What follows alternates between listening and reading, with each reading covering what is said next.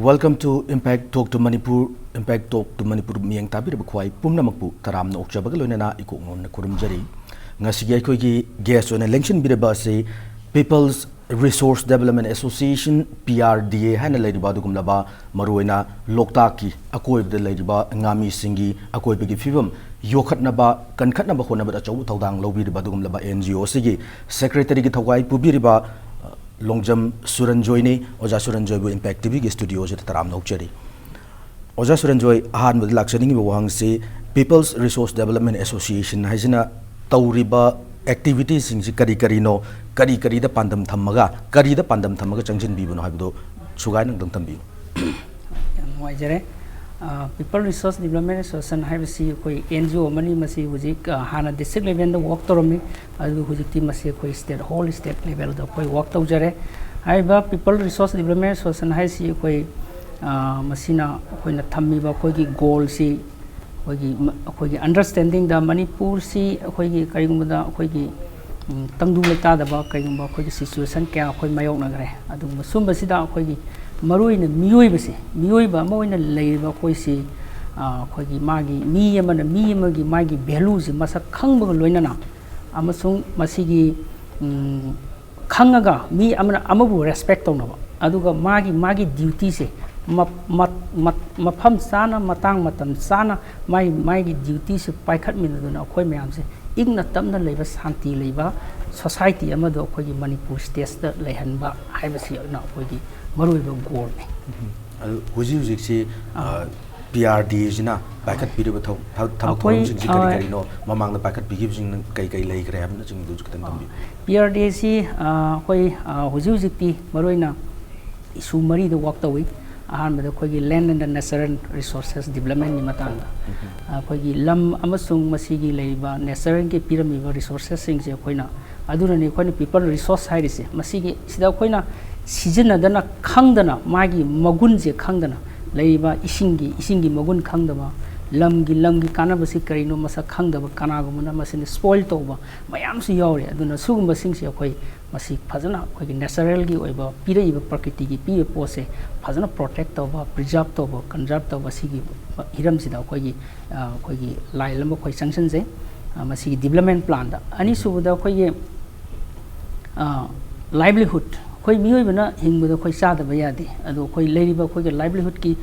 development program se masi kamai tawbina koi livelihood se chakhol hange de loina na koi akoi be leiba miyoibaga hingminna bada daka leiba koi miyoibagi livelihood chang ba daka oiba haibadi matieng pangiba punamak se koi chakhot minna na plan tawba adu asi su amani ani subuda koi ge ahum subuda koi ge nupi amsung angangi magi protection Angangi right, Nupigi right is human right. I don't know, Masigi protection, Angang is a Moji, Mafam Sana Mokogi, Magun, Mokogi, Sakti, the Mohi, the Pibam Topa, Mokoi, the Pangam Topa, Mayam, the Panganaba Honaba, Samas. A home so with the Kogi, government Amazon, Kogi, private sector, labor, Mayam, see, Koi Kayumkanda, Akoisi, Amaga, Kayum, respect on another area, Mayamza, I don't know, government Amazon labor, government development program, labor, Mayam Ziga, Okoiziga, labor, Sumina. Praza ziga phangpham thokpa mayam je phanganaba rights and entitlement gi matang da khoi miyam da khanghan ba gyan ta han ba amsung phangpham thokpa mai sakthum phangpham thokpa mai quantity madu mayam da mayam je phangandra mo khoi su khoi gi tangdu leita ba haiba khoi gi peaceful loina leimina ba society ma lehan ba haiba gi pandam da khoi issue mari da khoi work tok chabane lengang na pakat piriba development project mayam sing si daka tariba mathau tariba grassroots level the public in general public development do phangnaba oja hoina achobu support am tobi habani asi ju matakta mahusagi khal kaihandana mahusagi resourcing si akogi helpful oyo mongda tathok tasin tawnarga lokthok losin tawgi phibam ama da hajab tare kaihandana nature gi phibam su mahusagi khal gi phibam su kaihandana mo kaihandaba mongda utilize tawnanabagi mechanism mayam ama longi singda ngami singda awareness campaign kya sathadana moida achoba para ama tambibagi thawdang dunena thamjage oja hoina lobirije yam phaba yamna pungning thoganinga yo step ni makha tabda oja da lakchaningi je hojiki ahoge association jiga oja ga involved to oja na association involved to birak paji kyam kuire haurak padagi adum yaubirabara masigi yamna long journey amadi leire akoigi association se people resource development association se hana akoigi local youth club oina akoigi establish tawjabadi isok makha la kaida hana di maming se da isok makha jang development club ana korme adigi hai basi 1988 ta akoigi establish tawbani 88 establish tawraga 13 November 1988 establish tawre aduga akhoi registration tawbana 20 February 1989 da akhoi registration tawjabane ada akhoina hana di isok makha khakta da confine tawga work tawmi kamaina akhoina isok makha da work tawmge hai ka kari gidam to akhoina club to form tawru imno haibadigi ai mati amtang ai samta jaramge akhoigi 1983 asaida ithai akhoigi damji commission tawgraba matungdagi di 83 adai deina adugi mamang si khoi isok si yamna ina khunba khungang amu arame maramdi khoi gi low si aduki mating khoi gi isok makha pat ka thangnaba lokta om thangba side si da khoi low si tauthabi khongan moirang phau si khoi yum mamamda khoi chawrangna phobot chani chahum adu mathakta hen ba tai ba ngaktane adubu 83 gi ithai damna head commission to matung ising level se tap tamna sum henkalok 1988 85 side di isok se pura flooded ore khoi gi isok si khoi turel amana khoi gi turel gi nakan da tabne hai tare turel amana mai chele hariba turen si merakhong river sine merakhong river sina puthrai bi ising ja somda mokhalakhamina machine loi flooded tawna khoi low ni loi mang hayeng khaw se thanam low se ngasi ising thum lermuguma khoi gi fast crop si yamna tawjaba fast crop loi tung da nga sak mu phaba admai tawga yamna khoi gi resource leiba khungang amu oirambane adugi makha da khun mayam tarame khoi gi samusang santipur gi santipur gram panchayat ki makha da samusang area kan hariba sida lerami ba khoi gi low mi mayam si yum chani ro mathakta lerami hujikti yum humdrang de hen leitre loi migrate tawgre hujikti ising na hariba jaga phung ngakta ngai greba aduna sidaida ising isauks na mayam ji su manghan baji da khoi club mayam ji tholaga turian ji tiengba hobune aduga tiengba hobudi khoi ji kalapam form tawji haiga dai so makha jang development club se mai tawna concept tawgi adi khoi na masi khara adugi mamang da aise adugi matam du da aise khoi si class 10 pass tawraga khoi gi 11 matam du di khoi PUC hairame PUC tamba matam ne khoi mayam se thoga tawbusi da haiba club sida aise treasurer oina work to hai tare adu khoi kitang khoi di khra senior oi bisi moi di huji government gi employee oi gi be yaure police ta lei gi be yaure adu mai tor kan da khoi si 1995 adai de gi di khoi na maming ji change to ne da iso makha jang development corruption club hai bisi khoi people's resource development association haina maming thola kan da khoi na khoi gi leiba khoi gi part ke khoi bi leiba resources sing ja khoi na season ba masak khangdana leiba mayam se khoi masi angtang khoi phadana season halakan da praja mayam ja halagi mawong ji mu hanjal hanji pana ising chawraga lo uya dramina nga pham on tho ji khoi na khanji ba ji bo admai tawkan madu kaino alternative ma taw mi ji ne hingda ba yade hari pandam somda tawga khoi na tawbudi khoi se Nehru Juba Kendra na khoi gi award ama khoi de p 1996 97 da khoi youth club and NGO award na ma pi da ai sazu district award phange akhoi individual loina akhoi gi association zu award phange adigi di akhoi na da iso makha jang development club to akhoi na PRD na ha akhoi district level da laga tongan be issue jing da akhoi work to ba si how jare hai tare development ki mingda scientific approach ta laki be thai various na maram moraga som da mahusa gi khalda ka halak padagi khunja kya gi sendok lambi da piraki bu sai theng adu thengna na ba natural loiba mong da nature ga relation fal laga thengna na mong da sengol lakiba PRD nen thambiri ado akoina taja bado ja PRD jina hoji lokta ke akoi ba khun khara da akoi potable water haijagadra safe drinking water ji provide tawna na ba macha mechanism macha khara installation to biren ta tajare hariba posi karino karmain to buno do onda thambi hoi hariba si koina akoi gi project gi manung da akoi land and natural resources development makha da koina component am hapsabani ising gi je akoi gi safe drinking water phangana ba kun ga manga da ni koina plan to je adu koina ahan ba je kun manga da hana akoi gi haubune adu hoji hariba si koina IRF unit haina koina kawi IRF haibasi koina iron removal filtration plan haibani iron removal se koina iron yaudra ga su adum ising je filter tawga adum sin hanba iron helam taragasu maduna control tawgi ba hai tare hana khoi ising je koina khoi area khar da khoi ising je deep well or so pukhi o je thakpa ya da ba khar yaw maram de iron gi chang je khara leiram ba hai tare point khar sam percentage khar thengna ba de ge koina hai ba plan sina phagadra hai na koina maina program si khoi gi actionate association da khoi hai raga khoi happy ro pane khoi gi actionate na khoi da project ama khoi gi sahi tare ki project am support tawi hai ba project se khoi gi local right program hai da na adu gi makha da paikhat pa project ni ai sita project sida khoi gi project sida usiki hai ba khoi gi ising gi component je khoi na kan hai je badi gi unit ama lingba matam da khoi 1 lakh around 35000 gum change hai ba se adu yam samgar jane khoi na hai ba program si to da khoi na Guwahati da leiba company ama khoi ga tie up tawi hai ba company si gi moina sumai hai National Rural Infrastructure Mission na hai ba sijina only isingi plan se hojiki IRF unit tholoi ising je khoi namu test taw kan na hoji khoi pack water je siga adum compare taw yare hai ba ising se khoi gi yamna phaba mai matang leitaba quality yauba adugumba ising oina adum phange hai tare adu khoi masi khoi PHED department Bisempur ga so khoi khusam nar kan da khoi test ka tawna hai ba sibu kayam quality jau leibjano leitabjano ka hai ba se khoi tawminare hujikti khoi gi volunteer sing chum madum test taw bi khudong sa ba su hai ba su oire am khoi su experience oire aduna mai tawdana hai ba ising gi plan se khoi na paikha sabani hai se khoi khungang ama khoi sum haijaraba da yam nakna Nambol Naurem si municipal makha da leibani adubu hai ba khun si water supply leite adi water supply scheme gi plan su leite moi ising da pukhi da turian da khoi depend taw ngakane adi ising chauna sahi khuding su effect taw khungang amani Nambol municipal council gi manung da leiba hai ba khun si da khoi na hoji IRF unit khoi ahum linkhale ahum tham matung da akoina tongan ba slosh and filtration ge ma ising isauga mari leina Oxfam India na piram dana amaga mari thambani haiba khungang se khoi yum chatuk ma leibane yum chatuk sida khoi hujik leise antak chahi da ani mu install tawsalaga di khun gi mi jing hai je khoi water supply da kala oidre haire moina hujik su haiba khun ji da khoi gi thangkaliba tanki unit ahum sida nong da piri se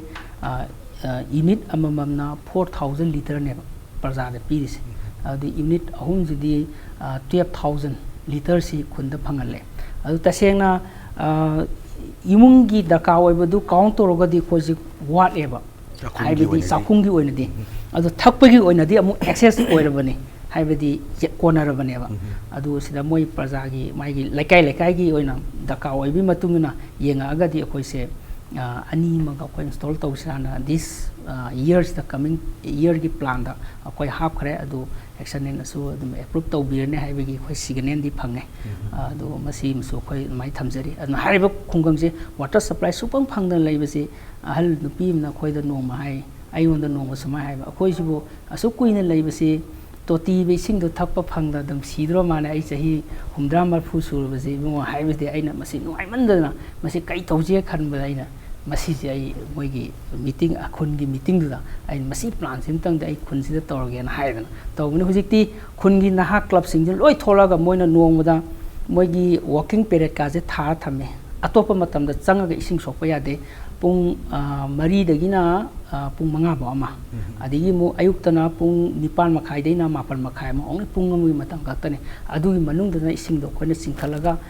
electric ki pam masam na singkhat kani aduga madu store toraga moi mathak to kitang treatment la mal jai adugi matam do moina loba club kin hazing da faja maintain tawre hojikti toti singa toti sing thaktana punsi loi kharagadra na khalamba an jingdugi wakhalol do PRD na sinbi badagi toti singa manaba even toti sing dagi hena bau faraba sing quality level sing jingje phangan bireya haiba yamna puning thagoni ngai oi ba hajab tare adum wafam kya ma thambiri ado ngasai IRF treatment plan jingji installation to wi matang je jaga je kamaina choose to bi particular oina hujiki jaga khara da hobiri je kai maram de moida kari hen ahenba awat kai leibage habdo adu ju kitang thambi taseng har kan da khoi gi PRD na hana khoi gi हाइबा project सी मखादा खुन सिंगिदा येंगा water supply के facility फंगदबा खरा मनुंग हंजन लेबा अदुगा पुखी गुंबा अदि खरा हेना लेतबा हाइतारे खरा तुरियन की इसिंग दगी डिपेंड तौब लेरी असी उपोपी खुनो काना खुन अदा खोइना गुहा अमा सेंबिरगा गुहा द गवर्नमेंट तौरमबनी थबक तौदन लेरबदा खोइना मु रिनोवेशन तौरकाना खोइन तौहनबनी अदुगी अदुना मु हाइबा खुनजिगी ओइरे अदुमाइ तौदना खोइना सिलेक्शन से इसिंगी खुदों थंगनबा इसिंग सब ड्रिंकिंग वाटर लेत्रबा अदुगा मु इसिंग इसाउना तोइना खरा तोइना सोकनबा अतोपा जगादा तोटी इसिंग फंगदबा लेरगा सो खोइना त प्रायोरिटी से इसिंग इसाउना तोइना खरा सही खुदिंगी खरा अफेक्ट तौबा जगा खुंगंजिंग अदुगा खरा खितंग खरा रिमोट ओइबा जगासिंग अदुगुंबा जिंगदा अखोइना पुखी गुंबा तुरियन गुंबा खितंग मोंग ताबा लेबा मखादु येंगा कांदा अदुदा साइड प्लान से खोइना सिलेक्शन तौर कांदा मरुगी अदुगी प्रजासिंग दो खोइ खुदोंग चाबसे पिजबने सुरंजोई सुमाइना यान माइ पाकना मियामना याबा मवोंग अमदा सिगुंबा एसोसिएशन अमगा लोइनरगा वर्क तौबिबुसिदा ओजा थमोइदा करी फाउबी तसेंबदी याम नुंगाई अखोइगी अखोइना हाना खंजरंबा आइना हाना खंजरंबसु दा आइगी ओइबा लाइफ तसु आइना तोंगान तोंगान बा इसाजे हाइबा इशोक हाइबा खुंजिगी जो मुसु ख्वाइ पान मया मतोंदा अखोइ युमदैदी मी तांगिद्रे मो अखोइसिना अखोइगी आइगी कोलिक्सिना अखोइगी अरोइबा खुंदुगी युम ओइरे अनि इसिंग चाउंसु तोइना सोकपा अदिगी लंबी थोंग फत्तबा अदा अखोइगी इचे इने अखोइ इमा होइनागा इसिंग थीबा चटपदा वाबा मयाम अदुगुंबा आइनि इसादा थेंनगिबा वाबा अदिगी अदुगुंबा मयामदुदगी वाखनसे सुम तौनिंगबदो अदो आइना मसिगी लंबी सिदा चंगजलगे हाइबसदा अखोइ एक्शन एट सी थेंनदना अखोइना पाम्बा वाखलोंदुगा मानाबदुदा अदा अखोइना कन्ना मोइदा रिक्वेस्ट तौबदी अखोइ हाइबा अखोइगी पांदम खरसि फंगपसे मसि तसेंना वाखंदा नुंगाइबम यावे अमसु हेना असुगुंबजे हेना अमुका पाकथोक सावथोंनो तौरगा हेना मियामगिदमता अमुका पेलहनगे सैक्रिफाइस तौगे हाइबे वाखंदी अदुम लेजरी हजिकसु मखाताना हेना पाकथोक सावथोंना सिगुंबा पीआरडी ना पाखलिबा थबक थौरांगसिंगजे इसाना एक्सपीरियंस तौगिबा अवाबजिंगदो फील तौरगा हाइजबतारे हेना पाकसना मयांगी याइफनबा सिनगे है वाखलोन फाउबियन थंबिरी मतंग स्वाइदा अटेन ब्रेक अम खलौजगे ब्रेक की मतुंगदा हुई पीआरडी ना एसोसिएट तौरिबा action aid association of India सिगा मरी कमाइन लेरकपा कमाइन खुसम नरकपा बुदि मतंगदा मरी सुंबा वाफम क्यामा सुगाइना वरी सानजगे मतंग स्वाइदा ब्रेक सी लौजन बि तंजा दु लौजबग लोइना इंपैक्ट न्यूज़ चैनल असिबु मियंग तादुना लेबिना खंजरी ब्रेक मतुंगदा इंपैक्ट टॉक टू मणिपुर दा अमुकना मयाम तराम ओक्चरी ngasi गेस्ट ओने लेंचिन बिरिबा पीपल्स रिसोर्स डेवलपमेंट एसोसिएशन पीआरडीए की सेक्रेटरी की थवाई पुबिरिबा लोंगजम सुरंजोय ने ओजा सुरंजोय बो ब्रेक मतुंग असिदा अमुकना तराम ओक्चरी लोइनना ओजा द लाक्सनिंग बो हंगसे action aid association of India का टाइड अप तौरगा ngasi वाटर ट्रीटमेंट प्लांट मचा मचा सिंगसी लिंखतपनी हाइबगी वारीसु थंबिग्रे अदो मसी कमाइन तौरगा लाकपनो टाइड अप से कमाइन तौगिबनो हाइबदी मणिपुर की चिंग अमदी तंपाकी मनुंग हंजम जगह सिंगदा इसिंगी अवाबा लम मयामसु यावदब नते अदुंब मफमदुगी जगह मियोय सिंगना प्रजा सिंगना मोइदजु ओजा होइना ngasi पब्लिक ता फैसिलिटेट तौरिबा खुदोंग जाबसिंग असि मोइनसु फंगबा याननबगी लंबी दु खितंग गाइडलाइन लोइना हाइजब तारे खितंग थंबिरम ले अखोगी एक्शनेट एसोसिएशन जी एक्शनेट अखोगी इंटरनेशनल सी अखोगी यूके दा बेस तौबनी मसिना अखोई हुजिक से लेपाक निफुग मंगा दा वर्क तौय अदो तसेंगना एक्शनेट की मागे पांदमसु लाइरबा कोहनबा अमसुंग बनरेबल लोरबा मियोइसिंग आदि कम्युनिटी सिंग सिबु मखोइगी फंगफम थोकपा खोइगी मागी कई हाइतारे राइट अफाबा थगनबा इसिंग बो ओइरो चानबा बो ओइरो अदुबो मयाम सम बेसिक ह्यूमन नीड्स अदुगा मागी राइट मयाम से फंगनबसु मोगी पांदमा मन अदुना खोइना खोइगी मणिपुर की कासिन कुयादा लेबा चिंग अदिगी चिंगी एरिया दा अदुगा वैली की एरिया दा कर इंटीरियर एरिया दा इसिंगी अवाबल कई लेबसिदा खोइगी मरोइन वर्क तोबा एनजीओ जिंगना एक्शन नेट का टाइप तब है अखोने एक्शन नेट से कमायना कोई खुसन नरखीगे है कांदा एक्शन नेट से अखोगी इंडिया दा एक्शन नेट एसोसिएशन से यामना कोई इंडिपेंडेंट बॉडी अमनी मसी इंटरनेशनल ऑर्गेनाइजेशन मसीना तोंगान तोंगान बा अखोगी यूएन दगी अदुगा डीएफआईडी दगी अतोपा कनो अचौचौब फंडिंग एजेंसी लौर अखोई इंटीरियर कनोसिंग अखोई फन थादब अदुगुम्बा अखोई नेशनल एनजीओ म ओइरे हाइदि इंटरनेशनल दे एफिलिएट तौ अदो हुजिकसे अखोई पीआरडी ने एक्शन एड का लाकमिनबसी अखोई 2011 दा एक्शन एड ना अखोई एग्रियन क्राइसिस हाइदना अदुगी मतंग दा वर्कशॉप अमा अखोई इंडिया गी ओइना कौई नॉर्थ ईस्ट दा अदुदा मखोइने इनवाइट तौरपदगी अखोई आई चचरुबनी गुवाहाटी दा 2011 दा मखोइना मरोइना फार्मर सिंगना सुसाइड तौदना इंडिया दा सु मयाम अखोई सुसाइड तौरप खोरप मयाम से मोय केस स्टडी लौबा दिगी मागी करमाइना मसी लाइनो कान जियं कान अयाम फार्मर सिंग से मागी सेंदोन दगी ओरंबा दगी मागी इमुंग मनुंगी चानबा फंगक्तबा थबक सुरगा पोसै मागी कइनो मांगेबा लोन नदी दम कइनो तौरप मयाम सुंबसु याम थे मोय फाइंडिंग द मोयना दमाय रिपोर्ट तौवे अदुना असुदसु मोय यामना पुंगिंग चंगे अदा अखोइना अखोइगी मणिपुर गी हुजिक लेरिबा लोकताक की इशूगी अकोइबदा लेरिबा अखोइगी गामी जिंगी अवाबा लोकताक प्रोटेक्शन एक्ट की 2006 गी मसिगी इन्फोर्स तौर मतुंगदा बर्निंग ओरिंगाई तंजा हाइतारे अदुदा अखोइजु हे थेंगनबनिना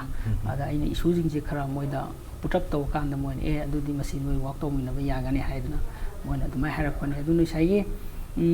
इसिंगी अवाबा लेबसिसु मोय बेसिक ह्यूमन नीड की मनुंगदा अमनी सी फंगंदबा हाइबसे अखोइ मरोइना वर्क तौरिबा अखोइगी एनजीओ जिंग मरोइना जिना अखोइगी मसिगी चपचाबा अखोइगी डिटेल रिपोर्ट अमा मखोइगी प्रोफाइल ना चिंग अखोइ सबमिट तौरगदि एक्शन एता अदुम अखोइ मोइना दुम कंसीडर तौरकना खाले अदु मखोइ सी अखोइना हाइबा 2011 दा अखोइगा मोइगे मीटिंग दो तौरो मतुंगदा आइना हला मतुंगदा आइना सिगी रिपोर्ट मैम से अखोइ ऑर्गेनाइजेशन की प्रोफाइल से मखोइदा सबमिट तौकांदा मोइना अमुक फादर मोइ मखाताना मखोइदा इनवाइटेशन पिरे मसी करी करी मखा कई कई थबक तौनिंगे हाइबगे अदा अखोइना हुजिक हुजिक लेरिसिदा अखोइना प्रेजेंट नीड सी पीएचईडी डिपार्टमेंट सु इसिंग जे डिस्ट्रिक्ट की अदुगा खुंगम खुंगम की जगह जगह दा अखोइगी वाटर सप्लाई स्कीम ना सिंग मैम तौवे अदुबु मसी करीगुंबा गवर्नमेंट की सु मागी लिमिटेशन मैम लेबनिना स्टाफ की अदिगी मनु हंजन चंगबदा खुदोंग चाबा चादबा मैम सु लेबनिना अदुगुंबा मैम से मोइना तौबा ngамamdabadi oibe yai aduna suguba mayam se khoina wari khara moi khoi de so khoina sadana tawbudigi di khoina akhoi gi rights and entitlement gi matang da noi program ama tawsi khoi ga contact to program ama tawmin je hai dana khoina ipap na thole project maming se ipap sigi makha da khoina cheng chini na asuk phangom thoi thamada de mgnrs ki khusumana asuk phangom thoi numi asumi sugadabani numi chamani sugadami no mudulupa huji hujikti chamaga nifu chamya khai mu ya yor mare adu asugumba maya je matam de kitang handrami no da 100 rupees aduna singba mayam ga se khoina mayam da khanma social welfare department da sum scheme lei scheme ji da sumaina widow pension scheme da sumai phangani handicap sing na sumba khudong sabal lei adu tawdribi sing jina khoina sumba process torga application thaba yai aduna na khoina sumba application tharaga khoigi khudong sabje sumai phangani digi haibagi process kai si mayam se khangan bai tar program ma ipap haibana amaga khoi tawmina lor matung da moina akhoigi performance se abu khara kai hai tare moina su recognition tawbaga loina makha ta na moina nf fund na phoidong pisale adum akhoi continuation khoi project se adum continuation tore nf fund si da khoi chahi moina mu support tore da khoi volunteer mayam tor kan na dei khoina farmer gi issue hujiki ising gi issue mayam se mo khoina direct deal torga mo khoi ga khoi ga program si wari sanaba hore report thare khoina toriba performance report field gi report mayam se tawdi mo khoina adudi nakoi se yamna khara long term program khoi partnership orasi haina partnership agreement tawro matungda khoi gi lrpc tawgon lrpc da mo khoi lai se angang support tor kadoine angang je huji paw da khoi 875 children below 12 years ki si mo khoina support tawre khoina huji si lokta khomand da leiba mayam angang sing se asidi da khoi gi masigi support ki program jina khoina parents ingi sai singi livelihood ki adigi atopa moigi issue je khara mateng pangchan biraga angang sing je da school thaba ngamna ba angang sing ji ki need khara pension kolom pi buna ta parents sing da mateng panga parents sing sina mo angang sing je school thaba ngamna ba mo khoi gi kaino sing je khoi tor ko hai tare मोगी economy development programme awareness के मथांग मथांग सुम तो आंगांग दसु खरा support तबु लई additional कोई तोंगानबा coaching class कुंबा कोन तबुबा थाहुम गी remedial class काना तबुबा sport की अदिगी मो कनोगी असुगुंबा खोगी काइटिस ड्राइंग कंपटीशन गुंबा रिसाइटेशन गुंबा कवि तो तोंगानबा मोगी एक्स्ट्रा टैलेंट का सु खोगी डेवलप तबुनबा अदुगुम प्रोग्राम सु खोन हाइबिसा तौजे अदि साइगी असमाइना खोई एक्शन ने सिगा खोई पीआरडी सिगा खोजु फाउज समाइ वर्क तो लांग बिदाबनी एक्शन एड एसोसिएशन ना पाइखलिबा थबक थरम सिंग दुदा अखोई पीआरडी ना लंबी अमा ओरगा मीडियम अमा ओरगा इम्प्लीमेंटेशन मपुंग फानबगी प्रोसेस तनि चंगम बिरैजे अदो ngसाइगी वाटर ट्रीटमेंट प्लांट मचा मचा सिंगसे इंस्टॉलेशन तौबगी फाइनेंशियल कॉस्ट से कमाइन तौबनो मसे काय काय दगी सोर्स से कमाय ngसाइगी एक्शन एड तगी लाकबा सोर्स ना लोइबक फुलफिल तौब याब्रा अवाट पर लेब्रा कमाइन मेंथोंग मेंजन तौई किदन तंबी फजबा क्वेश्चन ने अदो खोइदा होजिक लेसिदा मसिनदी कोनादे एक्शन ने पिरे सिदी खोइगी सुम खरा बेसिक नीड टू फुलफिल तौना बा खरा तौबन होजिक आईआरएफ यूनिट से युम खुदिंगी इवन लेकाय खुदिंगी थंबसु याय अखोइना दी तोती इसिंग हायरे तोती इसिंग से कयम कांदा तोती इसिंग से फतबा मैम जोरपजु याय यावबुजु थेंगने बा खोइना ऐसे इवन कक्सेंग मसा मसा यूरोपगुंबा कईगुंबा तोटी पाइप से कईगुंबा याव मरक्तसु लीकेज लेबना अदो अखोइना हाइजरिना इवन मसीबौदा होजिकी कनोसिदा हापसलगदी को अमुक हेना फदौ जाने आइडी अखोइ युम युम द बक थंबगा अदुम मसा मसा दो इंस्टॉल तो बो याय अदो होजिकी अखोइना एक्शन ने पिरेबा खरसिना दी खुंगंगसिंग द पीबददी खुंगंगसिंग की होजि डिमांड हेलेबा पीबा ngam अदा स्वाइसिदा अखोइना आइना हाइजनिंगबदी मरुइना गवर्नमेंट की ऑफिशियल सिंग दजु अखोइना आइना ngasiगी सिगी डिस्कशन जिदा आइना रिक्वेस्ट हम तौजनिंगबदी MLA local area development fund काना लेरिसे मसिदैदा 1,35,000 नसिदी कसु नतेबा मोइदा सहींगी क्रोर ने मागी खुंगंग खुन केंद्रम द खुन कुंथ्रा लेरे निफु रे खंगजे अदु सिजे क्रोर अमना थादबा मतमदा अराउंड खुंगंग अमदा अमममदी जुम फंकने तोती सिंग फंगबा जगह दो और जो कितक मनुंग हंजन बा इसिंग सोरपदा नुपी अंगांग सिना वाना क्यू द लाइन द लेबा चिनबा जगह दो पुखी लेबा जगह दा मोइना अममम तौबिरगदी एमएलए जिंग जु तुंगी माय ओइजरे हाइबा पोसे अमुक थंगी जुना 10 इयर्स माय गारंटी मा लेगिस असिमा तौतारगदी खुन तरादंग तौगिबदा मागी साइन बोर्ड अमा थेसला थमदे एमएलए लोकल एरिया डेवलपमेंट सी एमएलए जन तौरमने हाइबसी माना हे माय ताम लोइग्रगसु पोति दुम लेहरने अदु मसी यामना कनो तौबु ओइनी सिजु थमजनिंग अदुगा PHED डिपार्टमेंट असु वाटर सप्लाई स्किल में तौखटपा हाइसिदबु मने हेता ngambsu nate annual plan da government gi plan da mayam hapa kanda torkadabani na ada plan ama haisi paisa yam sangi do lupa la tara kun thai ma thatta ngakta ne ba masa ma tawta crore bawda sangi sang kadini adu hairi basida di masugumba program masa sina yum yang khaim khakta ba yum sam khakta jaba laikai khungang di or kan khara isolate oina ka ta ba to ti sing pa ama kaino ma khin ba ju hena tai sha da mafam jinga songja ama ani dang PHED department su sakhang biraga tawbiraga di praja jing da apha ba sing thama ba khoi gi india government gi su khoi gi 2000 kaya no khoi gi mission nam su leidra khoi sing na phawa thang phagang thang ani kai no khoi political leader mayam su mai magi manifesto da mayam khoi hap na tori masi soi fulfill oigani haibasi thajab nei ojana PHED panbirak padu da wafam tang hangjab tare oja hoi gi NGO jina association jina sugumba treatment plan water treatment plan macha macha mayam लिंखत लगा याम smoothly run तौरगा याम माइ पान चथबिरि हाय तारे को सिदैसिदा लैंगा की ओइबा government की ओइबा scheme मयाम fail ओरगा लैरि मसिदैसिदा माइ पान चंगजलिबा म ओइना करी मियंग थंबिनिंगी कै वाफम हाइबिनिंगी लैंगा की PHED डिपार्टमेंट की मरी लेनेबा सिंग दाइ जब तारे होय सिदादी लैंगा की माइ होय मयाम सिदा खोइना हाइजनिंगबदी खोइना तौरिसी खोइ हेता माइ पाए हाबसु खंगदे कमाय हाइगदमो खोइगी ओइनदी सक्सेस अमनी माइ पाकपदी पाए ना हाइजदोनि अदुबु गवर्नमेंट की साइड से खोइगी लेरिबसी खोइनासु याबरा यादबरा हाइबना सिंगबसु खोइगी PHED डिपार्टमेंट की मीनसु लागा यिंबियु masina yamna leidana hariba sidigi phangiba isingjigi quality adi mung masina kanabu oigadra haiba suju koi yengbiyo haina haijaninge aduga makoina department gi mi singna tawriba sidasu aina koina haijaning badi achouba plan du natabida sugumba micro oiba program kharsu annual plan da hapiraga sin thungna torpa yanabigi kano kharsu hapiyu aduga masi committee masa masa na khungangda huji semiba water da sanitation committee ga laibasina huji yengjaliba mayam sida da masiju yam ikomna ai khungangi praja jingna maintenance su yam laiba adagi afaba ising su phangba paisa su yamna changdaba aduga public ki response phajaba sugumba sisu khara tohan biyo haibasi ai haininge adumaina khara miyeng thambiragadi hena phagani haibasi ai thamjani lengai koiba huji PIC dine pakhaliba mechanism jida purama khongtukpa natragasu anoba micro level gi oiba installation macha thambiraga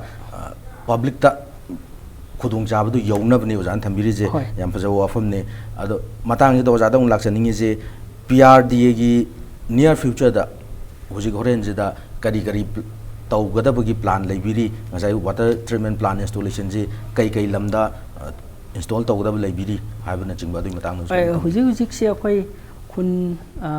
taruk ama khoi huji plan tawre sidaida khoi karang haiba khoi loktak me haida leiba ching khoi island sida khoi unit ani ma khoi thamge na khanjari aduga naurem haiba huji haiba khunjida su khoi ani ma plan tawre aduga topa khoi isingi khara waba khun khara leiri khoi thanga gi area manung da su water supply gi kano ti phangaga kano phangdaba khoi gi ithing kana khodi khola kana da su khoi ama hana di thame adu tariba potuna di matik sha da di khoi amaga ma hapsalaga jaga dum di full yamna moi gi dakawai ba nit so phangana ba adi mai gi public ki mai population di matungina dakawai bu phangana ba khoi admaina plan tawre aduga sida natana atopasu khoi ba sidagi kitang moina khar chawkhatpa hojiki companies na akoi da haire lokta ki leiba floating hut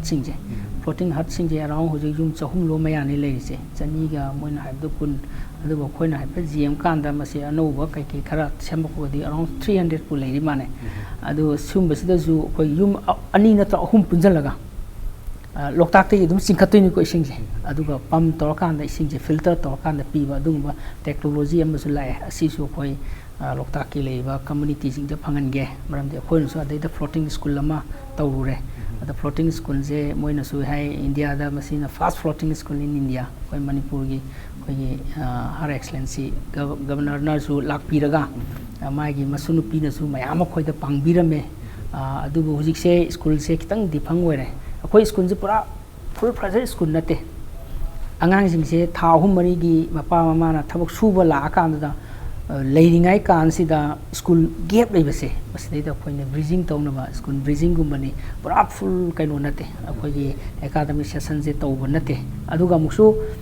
maroina mafam du leiba imai ben jing haije khoi lai ibisida di haini mingda di iba haini ha aduna nudin gi matamna moi mung lai tam gi plan da khoin mai thamjabani sugumba sida so khoin haiba singje thamgena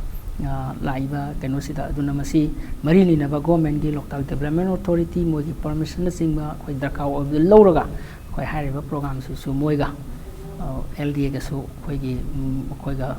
chanana tawya ba kai lege ha su tanaraga khoi tawsira haibasi khoi si jo khoi gi